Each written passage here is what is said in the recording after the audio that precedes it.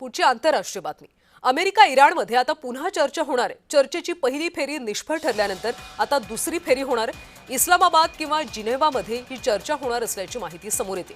चर्चेसाठी पाकिस्तान, तुर्की, इजिप्तची मध्यस्थी 16 एप्रिलला चर्चा होणार असल्याची माहिती। अमेरिकेचे उपाध्यक्ष जेडी वान्स तर इराणला सुद्धा आता लवकरात लवकर तोडगा हवाय अशी माहिती समोर येते। आखातातलं युद्ध आता संपत आल्याचं चित्र पाहायला मिळतं। पाकिस्तानच्या इस्लामाबादमध्ये काही दिवसांपूर्वी चर्चा झाली होती, मध्यस्थी पाकिस्तानने केली होती। फॉक्स न्यूजच्या मुलाखतीमध्ये आता ट्रम्प यांनी एक मोठं वक्तव्य केलेलं आहे। इराणला सुद्धा आता युद्ध नको आहे, इराणला सुद्धा लवकरात लवकर तोडगा हवा असं ट्रम्प यांनी म्हटलंय।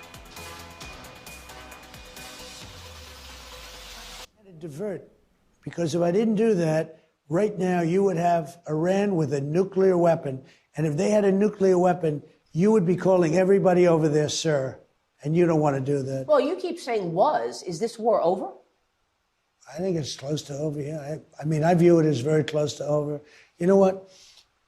If I pulled up stakes right now, it would take them 20 years to rebuild that country. And we're not finished.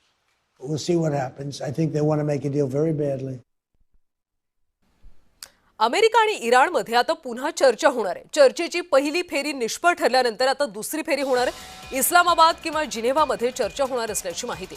चर्चेसाठी पाकिस्तान, तुर्की, इजिप्तची मध्यस्थी असणार आहे। 16 एप्रिलला चर्चा होणार असल्याची माहिती समोर येते। अमेरिकेचे उपाध्यक्ष जेडी वान्स हे चर्चेचं नेतृत्व करण्याची शक्यता आहे।